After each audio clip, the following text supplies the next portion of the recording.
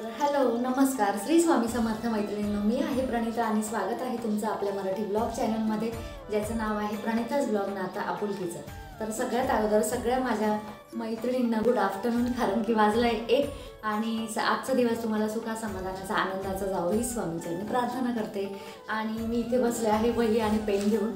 तर वही पेन कशासाठी तुम्ही म्हणाल, आता दिवाळी आली जवळ आणि आज आहे 1 तारीख, त्याच्यामुळे तुम्हाला हा जो व्हिडिओ येणार आहे ना तर हा उद्या येईल, म्हणजे 2 तारखेला येईल। पण आता 1 तारीख आली आणि दिवाळीला खूप थोडे दिवस राहिले, त्याच्यामुळे तुम्ही माझे जर मागचे दिवाळीचे व्हिडिओ बघितले असेल तर तुम्हाला माहिती असेल की मी अगोदर सगळं कामांचं नियोजन करून घेते, कारण की आपलं जर पूर्वनियोजन असलं ना तर कामांना कमी दिवस असले तरी पण आपली कामं ही एकदम परफेक्ट होतात। त्याच्यामुळे मी मागच्या दिवाळीत पण तुम्हाला शेअर केलं होतं मी कसं नियोजन केलं, आणि या दिवाळीत पण मी सगळं असं वहीवर एका लिहून ठेवते आणि जवळ वही आणि कामाला लागण्याच्या अगोदर वही आणि कॅलेंडर जवळ घेऊनच बसते।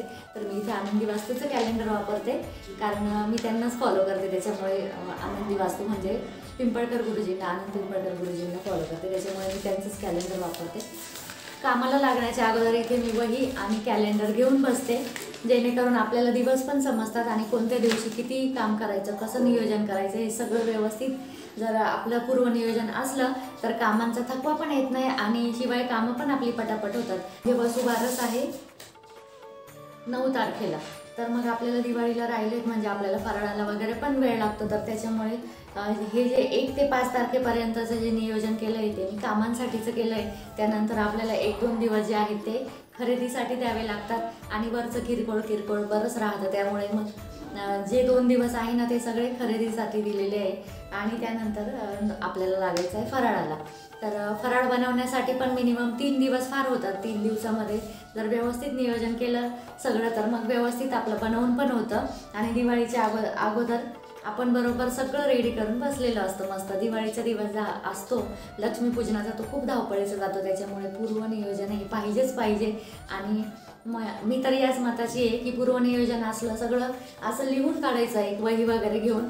तर मी आता नियोजन असं केलं आहे की 1 तारखेला माझा 1 बेडरूम आवरून होणार आणि हा हॉल, कारण हॉलमध्ये अजिबात पसारा नसतो। तर मग आपण नियोजन करताना काय करायचं आहे, ज्या बेडरूममध्ये कमी पसारा असतो ना तो बेडरूम आणि त्याला प्लस हॉल घ्यायचा, म्हणजे हॉलमध्ये खूप कमी पसारा असतो। आणि दुसरा बेडरूम जो आहे माझा त्याच्यामध्ये वॉर्डरोब वगैरे सगळंच येतं, तर मग वॉर्डरोब आवरायचं म्हटलं तर पूर्ण 1 दिवस जातो, त्याच्यामुळे त्या बेडरूमला सेपरेट 1 दिवस देणार आहे। म्हणजे 1 तारखेला मी तो बेडरूम 1 बेडरूम आणि हॉल आवरून घेणार आहे। मग रात्री किती पण उशीर झाला तरी पण टेन्शन नाही, पण हे आवरूनच घ्यायचं आणि ठरवलेलं असलं ना तर ठरवल्याप्रमाणे केलं तर मग कामं पण आपली सुरळीत होतात। तर त्यासाठी आता मी तो बेडरूम आणि हॉल आज आवरून घेणार आहे 1 तारखेला। 2 तारखेला माझा दुसरा बेडरूम होईल आणि त्यानंतर किचन आपलं म्हटलं तर आपला सगळ्या जिव्हाळ्याचा विषय असतो म्हणजे किचनमध्ये इतका पसारा असतो। आपल्याला जेव्हा आपण वस्तू घेतो नवीन दिसली कुठे तर आपण फक्त घेतो, पण जेव्हा दिवाळी येते ना तेव्हा कळतं की आवरण्यासाठी किती वेळ लागतो। तर त्यामुळे किचनचं जे आहे ना छोटं असो किंवा मोठं असो, पण किचनचं डिव्हायडेशन केलेलं कधीही चांगलं। तर मग किचनचे मी 2 पार्ट करणार आहे, म्हणजे 1 दिवस पूर्ण इकडची कडप्प्याची रॅक जी आहे ना ती घासणार आहे, पुसून वगैरे तिथले डबे वगैरे सगळं, आणि वरती आपला लॅफ्ट असतो, प्रत्येकीचा लॅफ्ट असतोच वरती, त्यावर आपले सगळे उन्हाळ्याचे साठा सामान केलेलं असतं, तर ते डबे वगैरे सगळं घासणार आहे। त्यानंतर राहिले ट्रॉलीचे भांडे, तर ट्रॉलीची भांडी जी आहे ना ती पण मग मी दुसऱ्या दिवशी घासणार आहे, म्हणजे किचनलाच आपल्या 2 दिवस जाणार आहे। तर किचनसाठी लागणार आहे आपल्याला 3 तारीख म्हणजे शुक्रवार आणि 4 तारीख ही किचनसाठी दिलेली आहे। आणि त्यानंतर 5 तारखेला आपलं बरंच बारीक राहतं, मग त्यामध्ये टॉयलेट येतं, बाथरूम येतं किंवा बाल्कनी येते, बरंच वरचं पण आपल्याला आपण बाथरूमच्या पण स्टाईल वगैरे सगळं घासून काढतो, खिडक्या असतात। तर मग हे सगळं जे आहे ना ते एक्स्ट्राचं मी 5 तारखेला करणार आहे आणि 6 तारखेचा दिवस एक्स्ट्रा असा देऊन ठेवायचा की काही जर राहिलं आपलं तर मग ते त्या दिवशी करता येतं। तर असं, आणि 7 तारखेला आणि 8 तारखेला मी बाहेरची पूर्ण खरेदी करणार आहे। त्यामध्ये फार झालं तर एखादा सोपा पदार्थ जो म्हणजे आपल्याला बघा दिवाळीला किराणा वगैरे आणायला जावं लागतं, कपडे आणायचे असतात, मुलांना फटाके किंवा असं काही किरकोळ सामान असतं, तर त्यासाठी हे 2 दिवस दिलेले आहेत मी 7 आणि 8 तारखेचे। पण तरी पण त्यातल्या त्यात वेळ मिळाला तर मी एकदम साधे जे पदार्थ असतात जे आपल्याला जास्त मेहनत नाही लागत, जसं लाडू झालं किंवा चिवडा झालं, चिवड्याला फार मेहनत नाही लागत, फार फार तर 15 ते 20 मिनटं किंवा अर्धा तास धरला आपण, अर्ध्या तासात चिवडा होतो. तर असे सोपे जे पदार्थ आहे ना ते मी 7 आणि 8 तारखेच्या मध्ये ॲडजस्ट करणार आहे. आणि त्यानंतर मग आपल्याला 9, 10, 11 असे 3 दिवस मिळत आहेत. तर त्या तारखेला अवघड पदार्थ म्हणजे जसं करंज्या कसं असतं, जेवढं कापलं तेवढं निघत राहतं आणि दिवसभर पुरतात करंज्या, आणि बसून बसून आणि तळून आपण जाम होतो. त्याच्यामुळे त्या दिवशी आरामाची पण गरज वाटते. तर आपल्याला कामाचं असं डिवायडेशन करून घ्यायचं आहे जेणेकरून आपण थकणार पण नाही आणि आपल्याला सणसूद आहे, त्याच्यामुळे आपल्याला आजारी पडून चालणार नाही, थकून चालणार नाही. त्यामुळे ताण न घेता, कुठलंही डिप्रेशन न घेता कामाचं, तर आपल्याला छान डिवायडेशन करून काम करायचं आहे. तर आता मी लागते माझ्या कामाला. मला बेडरूम आवरायचं आहे, तर आता तो बेडरूम आवरते सगळं स्वच्छ. आणि माझ्याकडून चुकी काय झाली, माझा जाळं झटकायचा जो झाडू आहे, जाळं काढायचा, तो झाडू तुटला होता, तुम्हाला माहितीच आहे, एक व्हिडिओमध्ये मी शेअर केलं आहे. तर मी तो झाडू आणायचं विसरले. त्याच्यामुळे आता ना साध्या झाडूने आजच्या दिवसाचं म्हणजे आजच्या बेडरूमचं जे जाळं आहे ना ते साध्या झाडूने काढून घेणार आहे. आणि आता आधीला वगैरे घ्यायला गेले संध्याकाळी की मग येताना जाळं झटकायचं झाडू पण घेऊन येईल, जेणेकरून आपलं किचन वगैरे तो झाडू जास्त सोपा पडतो, कारण कान्या कोपऱ्यात जातो आणि कोपऱ्यातली सगळी घाण निघते व्यवस्थित. तर जिथे आपला हात पण नाही जात त्याला ॲडजस्ट करण्यासाठी असतं, त्याच्यामुळे ना आपल्याला तो लांब असं जेवढा पाहिजे तेवढा लांब पण करता येतो, त्याच्यामुळे तो झाडू बरा पडतो. या झाडूने त्यातल्या त्यात जसं येईल तसं मी करेल. तसं तर दर अमावास्येला आपण जाळं वगैरे काढतोच, पण मग दिवाळी म्हटली की लक्ष्मी मातेचं आगमन होतं, त्याच्यामुळे स्वच्छता, काना कोपरा अगदी स्वच्छ करायचा आहे. त्याच्यामुळे आता लॅपटॉपवरचं सगळं सामान काढून घेते अगोदर, सुरुवात कशी करायची त्याचं सुद्धा नियोजन करून ठेवायचं. आणि किती पण मोठं घर असू द्या किंवा किती पण छोटं घर असू द्या, तुम्ही काम करताना जर एक असं ठरवून घेतलं ना की या कोपऱ्यापासून आपल्याला सुरुवात करायची आहे, तर मग त्या कोपऱ्यापासून सुरुवात करत करत करत बरोबर आपलं घर 3 ते 4 दिवसामध्ये आवरून होतं छान, आणि शिवाय न थकता आवरून होतं. कारण की जरी पण आपल्याला ही कामं असली तरी पण रोजची कामं पण असतात, कपडे, भांडी, स्वयंपाक, हे सगळी कामं काही चुकत नाही आपल्याला. त्याच्यामुळे असं डिवायडेशन मी करून घेतलं आणि आता मी लागते माझ्या कामाला. तर चला मैत्रिणींनो, माझा मागच्या वर्षीचा जो दिवाळीचा व्हिडिओ आहे, म्हणजे दिवाळीचं असं करा नियोजन, ताण न घेता दिवाळीची साफसफाई असं त्याचं टायटल होतं. आणि खरंच ताण न घेता दिवाळीची साफसफाई होते, पण त्यासाठी पूर्वनियोजन खूप आवश्यक असतं. आपली विचारांची दिशा बदलली की आपल्याला सगळं यशस्वीरित्या पार पाडता येतं. तर त्याचप्रमाणे ना मी वही पेन घेऊन आणि सगळं ठरवून घेतलं, आणि त्यामुळे सगळं आता एका कोपऱ्यापासून, बेडरूमचा एक कोपरा धरायचा आणि तिथपासून सुरुवात करू म्हटलं. तर अशा पद्धतीने मी आता हे सगळं सामान खाली ठेवते. आणि मदतीला आज कोणीच नाही बरं का, कारण की आधीच्या कॉलेजला लागल्या आहेत सुट्ट्या, पण त्याचे क्लासेस वगैरे आहेत, त्याच्यामुळे तो सकाळी जातो. आणि साक्षी पण सकाळी गेली 10 वाजता गेल्यापासून तर ते संध्याकाळीच येतात, त्याच्यामुळे ना दिवसभर मग मलाच हे सगळं करावं लागणार आहे. आणि जर कोणी मदतीला असलं ना, तर मागच्या वर्षी आधी होत्या मदतीला, त्याच्यामुळे एवढं काही वाटलं नाही. पण आता यावेळेस ना मला एकटीलाच करायचं आहे. हे पण गेलेत आता, आणि त्यानंतर म्हटलं चला आता हळूहळू आपण जसं आपल्याला झेपवेल तसं करू. आणि शक्यतो काय आहे ना, आपलं तब्येत सांभाळून सगळं करायचं आहे आपल्याला. तब्येत सांभाळून जर केलं ना, आणि तब्येतीचा इश्यू पण आपण करायचं नाही, कारण आपण विचारात जी गोष्ट धरतो ती गोष्ट होतेच होते. त्यामुळे ना तब्येत आपली ठणठणीत हे सतत पॉझिटिव्ह विचार करायचा की आपण एवढं काम करून पण थकलो नाही अजून. आणि खरंच सांगते की एवढं सगळं आवरून पण मला खरंच थकवा जाणवलाच नाही. तर त्यामुळे ना आता मी हे सगळं खाली उतरवते आणि लॅब जो आहे ना तो स्वच्छ झाडून काढते. आणि आपल्या विचारांच्या दिशेचं जर म्हणाल तर विचारांची दिशा व्यवस्थित असली ना तर आपल्याला कुठलीच गोष्ट म्हणजे थकवा न येता सक्सेसफुली आपण करून दाखवतो. तुम्हाला एक साधं उदाहरण देते बरं का मी. 2 मित्र असतात आणि ते मित्र ना असे इव्हेंट वगैरे त्यांना अटेंड करायची, म्हणजे कुठे कुठे असे कार्यक्रम असतात ना, तर तसे कार्यक्रम अटेंड करायची त्यांना खूप हौस असते. तर ते तसेच कार्यक्रम अटेंड करायला जातात. आणि एका कार्यक्रमामध्ये म्हणजे खूप मोठी कोणीतरी हस्ती येणार असते, मोठी व्यक्ती येणार असते. तर म्हणून त्यांना असं वाटतं की आपण आत्तापर्यंत खूप इव्हेंटला गेलो आणि खूप इव्हेंटमध्ये मोठ्या मोठ्या व्यक्तींना भेटलो, पण आज ही कोणती अशी खास व्यक्ती की जी खूप मोठी अशी चर्चा रंगली आहे सगळीकडे. तर सगळ्यांच्या तोंडात तेच होतं की खूप मोठी हस्ती आहे, आपलं नशीब आहे, आपल्या इथे येते ती व्यक्ती असं वगैरे. म्हणून त्यांना ना ती क्युरिओसिटी लागली, आणि त्या क्युरिओसिटी पोटी त्यांनी काय केलं, लवकर गेले इव्हेंटला, म्हणजे इव्हेंटच्या साधारण 1-1.5 तास अगोदरच तिथे जाऊन बसले, जेणेकरून त्यांना 1 नंबरची खुर्ची पटकावता येईल आणि 1 नंबरच्या खुर्चीवरून कोण व्यक्ती आहे ते पण व्यवस्थित बघता येईल. त्या व्यक्तीचा अनुभव, त्या व्यक्तीचं बोलणं वगैरे सगळं त्यांना व्यवस्थित ऑब्झर्व करता येईल. आणि अगदी अट्टहासाने या दोघांनी 1 नंबरची खुर्ची पटकावली बरं का. तर त्यांना मागे वळून बघितलं त्यांनी, एवढी तुडुंब गर्दी झाली होती. काही लोकांना बसण्यासाठी जागा नव्हती, काही लोक खाली बसलेले होते, काही लोक उभे होते आणि ज्या काही हॉलमधल्या खुर्च्या होत्या त्या तुडुंब भरलेल्या होत्या. त्याच्यामुळे ना या दोघांना खूप आनंद झाला की आपण 1 नंबरची खुर्ची पटकावली आणि या आनंदातच ते त्या खुर्चीवर बसले.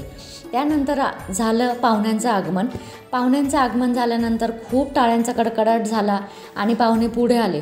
पाहुणे पुढे आल्यानंतर या दोघांना मात्र तिथून उठवलं आणि पाहुण्यांबरोबर जे काही सहकारी होते त्यांना तिथे बसवलं आणि जे मेन गेस्ट आहेत ना त्यांना स्टेजवर नेलं. तर यांना दोघांना म्हणजे दोघांच्या विचारांच्या दिशेमुळे मी तुम्हाला हा टॉपिक सांगते, हे उदाहरण देते. त्यामुळे दोघांच्या विचारांची दिशा बघा कशी आहे. एकाने विचार केला की किती छान ना, हे गेस्ट आले सगळ्यांच्या नंतर, अगदी सगळा हॉल तुडुंबा भरल्याच्या नंतर शेवटी हे गेस्ट आले आणि तरी पण त्यांना पहिल्या नंबरची खुर्ची पटकावता आली आपल्याला सगळ्यांना उठवून. म्हणजे किती त्यांचा औरा आहे, किती त्यांनी कमवलं आहे आयुष्यात. आणि दुसऱ्याने विचार केला, दुसरा जो मित्र होता त्याने विचार केला की कोण हे एवढे मोठे शहाणे आले आणि शेवटी माझं नशीबच खोटं. मी पहिल्या नंबरची खुर्ची एवढ्या जवळ म्हणजे एवढ्या लवकर येऊन पटकावली आणि मला या खुर्चीवरनं उठवून दिलं. माझ्या घरचे पण मला नशिबाने चांगले नाही मिळाले आणि इथे पण माझं नशीब असंच, असा तो ना विचारांनी मागे खचला. पण जो मित्र होता दुसरा, ज्याने विचार केला होता की किती छान यांचा ओहरा किती छान आहे, तो मित्र मात्र सामाजिक कार्यामध्ये त्याच्या विचारांच्या योग्य दिशेमुळे आणि योग्य मॅनेजमेंटमुळे खूप पुढे गेला. सामाजिक नियोजनाच्या बाबतीत तो त्याचं पुढे पाऊल टाकत राहिला आणि याच्यावर तो खूप पुढे गेला. आणि दुसरा जो मित्र होता तो विचारांनी खचला होता की आपलं नशीबच असं आहे, आपलं नशीबच वाईट आहे, आपल्याला घरचे पण चांगले नाही मिळाले, शिक्षणात पण असंच आहे आपलं, आणि त्यानंतर आता इथे आलो तर इथे पण मला उठवून दिलं या लोकांनी, अक्षरशः घालवून दिलं तिथून. तर अशा विचारांनी तो खचला आणि तो मागेच राहिला कायम. त्यामुळे सांगते मैत्रिणींनो, विचारांची दिशा ही खूप महत्त्वाची असते. आपलं नियोजन खूप महत्त्वाचं असतं. आपलं नियोजन असलं, आपलं योग्य विचार असला, आपण जर हे दिवाळीचं काम बघा, सगळ्याच गृहिणी करतात दिवाळीचं काम, पण काही गृहिणींना कसं होतं ना की मला घरात मदत करायला कोणीच नाही आहे, माझ्या एकटीवरच सगळं पडतं, मग मी थकले, मी आजारी पडले, मी असं झालं, असं होतं. पण असा जर विचार केला त्याऐवजी की आपल्या समोर किंवा आपल्या आजूबाजूला जी व्यक्ती असेल, ती व्यक्ती अगदी म्हणजे त्या व्यक्तीपासून आपल्याला मोटिवेशन मिळेल काहीतरी, अशा व्यक्तींकडेच बघायचं. जिथनं आपल्याला काही मिळणारच नाही ना, तर तशा ठिकाणी न बघता जिथून आपल्याला मोटिवेशन मिळेल, उत्साह मिळेल, काम करण्यासाठी प्रोत्साहन मिळेल, अशा ठिकाणी नेहमी बघायचं. जेणेकरून कसं होतं, आजूबाजूला कधी आपल्यापेक्षा वयाने खूप मोठ्या वयोवृद्ध लेडीज असू शकतात जे घर आवरतायत, त्यांनाही मदतीला कोणीच नाही, किंवा काही जण बघा लहान मुलं सांभाळून घर आवरतात. तर अशा व्यक्तींकडे बघायचं आणि आपल्याला स्वतःला आपण विचारात घ्यायचं की त्या व्यक्तींना लहान मुलं आहेत तरी पण ते सगळं त्यांचं मुलांचं, लहान मुलं सांभाळणं सोपं नाही बरं का मैत्रिणींना. बऱ्याच माझ्या मैत्रिणींना माहिती पण असेल. तर लहान मुलं सांभाळून जर त्या करू शकतात तर मला तर तसा काहीच त्रास नाही. माझी मुलं मोठी आहे आणि मोठी असून पण दिवसभरामध्ये म्हणजे ते त्यांचं काम करून कॉलेजला जातात. असं पण नाही की त्यांचं खाण्यापिण्याचं दिवसभर बघा वगैरे, असं पण नाही आहे. तर मग मी का नाही काम करू शकत? असं काहीतरी मोटिवेशन जर आपण बघितलं, मोटिवेशन मिळेल जिथून अशा व्यक्ती समोर ठेवल्या, तर आपण आरामशीर सगळं काम व्यवस्थित करू शकतो. आणि त्यातल्या त्यात सगळ्यात मोठा फायदा जो होतो तो नियोजनाचा. तर मग ठरवून घ्यायचं की नाही, मला पण इतक्या दिवसात घर आवरायचं आहे, इतक्या दिवसात मला असं करायचं आहे. आणि शेवटी कसं असतं ना, सगळं डिपेंड असतं घर ते गृहिणींवर. गृहिणी जर व्यवस्थित तंदुरुस्त असतील तर सगळं घर खरंच तंदुरुस्त असतं. आणि जर गृहिणीला काही झालं ना तर सगळं घर कोमेजून जातं. मी तर अनुभव घेतलेलाच आहे हा. तर तुम्ही पण कोणी असा अनुभव घेतला असेल तर मला कमेंट सेक्शनमध्ये नक्की सांगा. तर आता इथे बघू शकता तुम्ही, माझं सगळं झटकून वगैरे झालं. असं चारही बाजूंनी मी रूम चांगला झटकून घेणार आहे.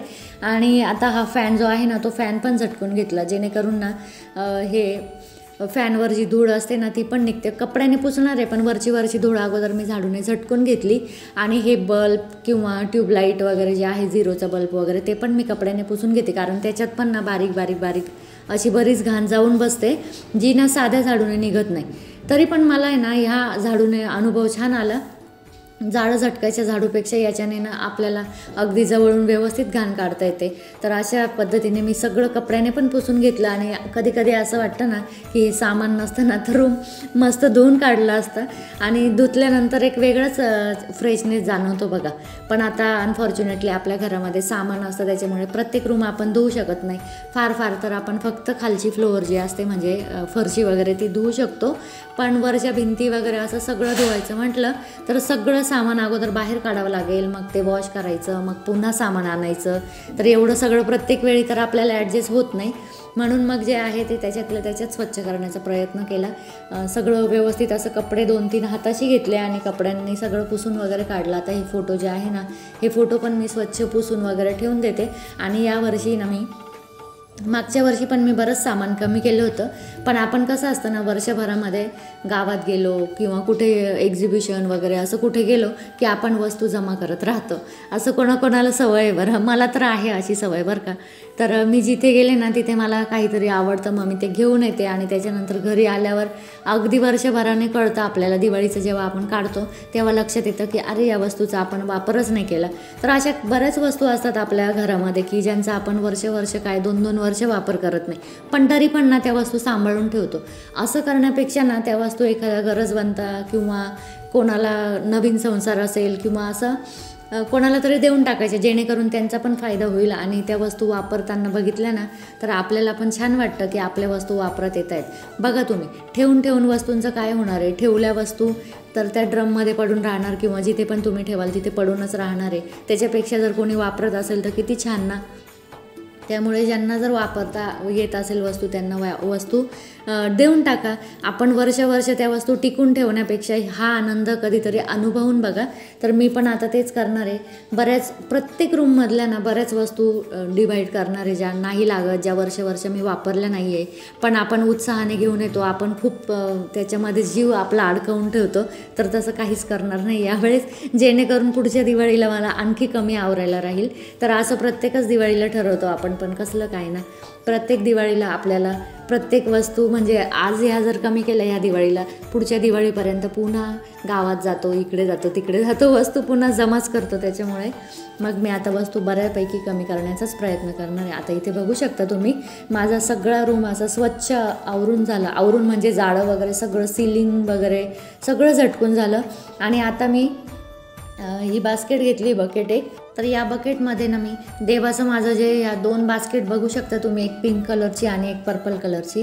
तर या दोन्ही बकेटमधल्या ज्या वस्तू आहेत देवाच्या, तर त्या देवाच्या वस्तू पण ना मी या बकेटमध्ये सगळ्या पुसून ग्रीन बकेटमध्ये काढून ठेवते. आणि त्यानंतर त्या दोन्ही बास्केट ज्या आहेत ना त्या धुवायला काढते, स्वच्छ निर्माने धुवून घेते आणि पालथ्या मारून ठेवून देते, म्हणजे ते आपलं बाकीचं आवरोपर्यंत मस्त वाळून राहतील. आणि त्यात पण ना डिवायडेशन करायचंच आहे, कारण देवाचं पण खूप सामान झालं आहे. तसंच जसं आपलं बाकीचं सामान आहे ना तसंच देवाचं पण सामान खूप झालं. कारण देवाच्या सामानामध्ये बघा तुम्ही वर्षभर आपल्याला उद्यापनाला कोणी बोलवतं किंवा मार्गशीर्ष गुरुवार वगैरे असतात, तर त्याची पुस्तकं बरीच जमा झाली. ती पुस्तकं काय करायची मला काही लक्षातच नाही आहेत, कारण फेकू पण शकत नाही देवाचं असल्यामुळे. आणि आपण पण म्हणजे आपल्याला उद्यापनाला आलेली पुस्तकं वाटतात की नाही मला माहिती नाही, पण मी काय मार्गशीर्ष गुरुवार धरत नाही, कारण माझी शुक्रवार चालू असतात त्याच्यामुळे. तर असे या पुस्तकांचं पण मी डिवायडेशन करून घेणार आहे. सगळी पुस्तकं जी आहे जी नाही लागत आहे ती पुस्तकं बघेल मी, एक तर कोणाला तरी देऊन टाकेल. आणि जी मोटिवेशनल पण काही पुस्तकं आहे माझ्याकडे, तर ती पण कोणाला जर हवं असेल, म्हणजे जसं आपल्या आजूबाजूला कुठे प्रेग्नंट असेल कोणी, तर त्यांना चांगल्या विचारांची, त्यांच्या गर्भात चांगले विचार जावं यासाठीची पुस्तकं जी आहे ना ती पण कोणाला देऊ शकतो आपण, जेणेकरून त्यांना मदतच होईल आपली. तर मग मी असे या पुस्तकांचं पण डिवायडेशन करून घेते आणि सगळं आता पुसून व्यवस्थित ठेवून घेते. याच्यामध्ये ना काही फोटोज पण आहेत, पण मी ते फोटो ठोकण्यासाठी एवढी जागा केली नाही. जेव्हा मी देवारा बनवेल व्यवस्थित तर तेव्हा व्यवस्थित फोटोंसाठी जागा करेल, पण तोपर्यंत ना मी हे फोटो असे ठेवले आहेत. कारण फोटोंचं पण असंच आहे बरं का, जिथे देवदर्शनाला वगैरे गेलो ना तर तिथे कधी एखादा फोटो आपण घेऊन येतो किंवा कोणी गिफ्ट वगैरे केलेलं, असं माझं वास्तुशांती वगैरे झाली तेव्हा गिफ्ट केलेले ते काही देवाचे फोटो होते, तर ते फोटो पण मी याच्यातच या बकेटमध्ये ठेवले होते. पण आता याच्यात पण ना ज्यात 2 बकेट आहे ना त्याच्यातली मला एकच बकेट करायची आणि एका बकेटचं सामान पूर्ण मी रिकामं करणार आहे. जे नको असेल ते वाहत्या पाण्यात वगैरे सोडेल किंवा जे कोणाला जर उपयोगी पडत असेल तर त्यांना ती पुस्तकं देऊन टाकणार आहे. म्हणजे माझी देवाची पण बकेट जी आहे ना ती 2 ऐवजी एकच होईल. तर इथे बघू शकता तुम्ही, हे जे माझ्या हातात पुस्तकं दिसत आहे ना तुम्हाला, हे पुस्तक ते मार्गशीर्ष गुरुवार असतात ना त्याचे जमा झालेले आहेत. तुम्ही काय करतात या पुस्तकांचं मला कमेंट सेक्शनमध्ये नक्की सांगा. मला समजत नाही या पुस्तकांचा मी काय यूज करू, की कोणाला वाटण्यासाठी आपण यूज करायला उपवास धरत नसलो तर मग ही पुस्तकं काय करायची ना. आणि जर वाहत्या पाण्यात सोडायचं तर चांगली पुस्तकं वाहत्या पाण्यात कशी काय सोडायची असं पण होतं. म्हणून मग मला लक्षात येत नाही आहे, किंवा बुक स्टॉलवाले घेतात की नाही पुन्हा ही रिटर्न पुस्तक ते पण मला माहिती नाही आहे. तर असं काय करावं ते मला कळत नाही. तुम्हाला जर याच्यावरचा उपाय माहिती असेल तर मला कमेंट सेक्शनमध्ये नक्की सांगा. तर आता चला मी हे पटपट सगळं आवरून घेते, जेणेकरून मला पुढचं पण मग आता रूम स्वच्छ करायचं आहे. देवाऱ्यावर पण बरीच धूळ पडली आहे, जाळं वगैरे काढलं ना तर बरीच धूळ देवाऱ्यावर पण पडली. तर देवारा पण सगळं स्वच्छ काढून धुवून घेणार आहे. म्हणजे एका रूमचं जे आहे ना ते मी सगळंच असं करून घेणार आहे, कानाकोपरा. फक्त राहणार आहे ना ती फरशी धुवायची. तर फरशी धुण्यासाठी मी सगळे रूम जेव्हा आवरून होतील तेव्हा एकदाच सगळ्यांच्या फरशा धुणार आहे, जेणेकरून पाणी इकडे तिकडे जातं बघा. आणि खालचं घर असलं तर काय होतं ना, खालच्या घरामध्ये आपल्याला डायरेक्ट बाहेर पाणी काढता येतं, पण इथे आपल्याला फ्लॅट सिस्टीममध्ये ना इकडच्या रूमचं पाणी तिकडच्या रूममध्ये, तिकडचं सावरायला गेलं तर भलत्याच रूममध्ये जातं, असं होतं. म्हणून मग आहे ना मी फरशा सगळ्या शेवटी धुणार आहे जेव्हा सगळे रूम आवरून होतील. आता तर सध्या हा रूम पहिले सगळा क्लीन करून घेणार आहे, म्हणजे अगदी देवारासुद्धा नाही सोडणार, सगळं आवरून घेणार आहे. देवारा वगैरे धुवून, देव वगैरे घासलेलेच आहे. आता देव तर घासायचे नाही आहे, पण देव सगळे स्वच्छ धुवून घेणार आहे. सकाळी देव आणलेले आहेत, पण मग आता खूपच धूळ पडली त्याच्यामुळे पर्याय नाही. म्हणून मग आता देव पण धुवून घेईल. आणि त्यानंतर मी आज देवापुढे रांगोळी वगैरे काहीच नाही काढली, कारण हे झटकायचं होतं. त्याच्यामुळे ना म्हटलं फक्त देव आणले, देवपूजा वगैरे केली, माझं वाचन वगैरे जे असतं ना रोजचं ते सगळं झालं.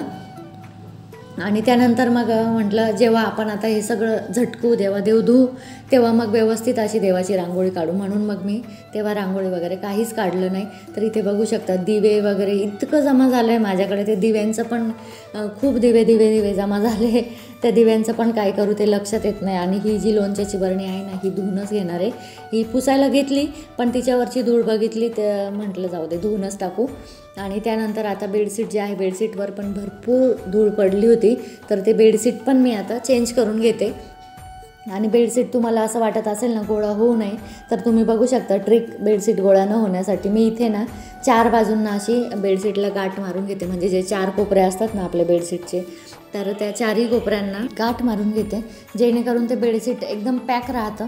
आणि ही ट्रिक ना मी एकदा साक्षी ॲडमिट होती दवाखान्यात ना, तेव्हा तिथल्या दवाखान्यातल्याच सिस्टर होत्या ना, त्यांना बघितलं त्या बेडशीट अशा प्रकारे टाकतं. कारण दवाखान्यात कसं असतं ना, पेशंट 10 वेळा उतरतं परत बेडवर जातं, त्याच्यामुळे मग त्यांना ते सारखं हे करण्यापेक्षा ना त्यांनी अशी ट्रिक वापरली. बस मी तेवढंच लक्षात ठेवलं आणि म्हटलं चला आपण पण ना ही ट्रिक यूज करून पाहू. तेव्हापासनं म्हणजे आता त्याला झालं बरीच वर्ष, 2012मध्ये साक्षी ॲडमिट होती, एकदा पांढऱ्या पेशी कमी झाल्या होत्या त्याच्यामुळे. तर तेव्हाची ही ट्रिक मी लक्षात ठेवली आणि 2012पासून मात्र मी ही ट्रिक फॉलो करते आणि खूप छान रिझल्ट आहे मला ह्या ट्रिकचा. तुम्ही बघू शकता आता जे आपण गाठ मारलं आहे ना त्या बेडशीटचा, तो कोपरा जो आहे गाठीचा तो फक्त 4ही बाजूंना अडकवायचा आहे अशा पद्धतीने, जेणेकरून आपलं बेडशीटनं तिथनं जेव्हा आपण उतरतो, तुम्ही किती पण असं घसरून उतरले ना तरी पण ते बेडशीट अजिबात गोळा होत नाही. बघू शकता मला कुठेच काहीच दाबायची गरज नाही पडली बेडशीटला, नाही तर खूप वेळ लागतो बेडशीट असं अंथरायला आणि स्ट्रेट राहायला पण खूप वेळ लागतो. तर अशा पद्धतीने फक्त 4ही बाजूंच्या ज्या गाठी आहे ना त्या गादीखाली आपल्याला दाबून द्यायच्या आहे, जेणेकरून त्या गादी त्याच्यात अडकते. गादींचे जे कोपरे असतात ना ते त्याच्यामध्ये अडकतात, कारण एक कोना तयार होतो बघा, असा कोन कसा असतो मेहंदीचा तसं तयार होतं आणि त्याच्यामध्ये ते बरोबर गादी आपली जाऊन बसते. आणि त्यानंतर आपल्याला काहीच करायची गरज नाही ना, कुठून तुम्ही बघितलं असेल साईडनी दाबलं नाही, काहीच नाही. बेडशीट एकदम स्ट्रेट आहे आपलं.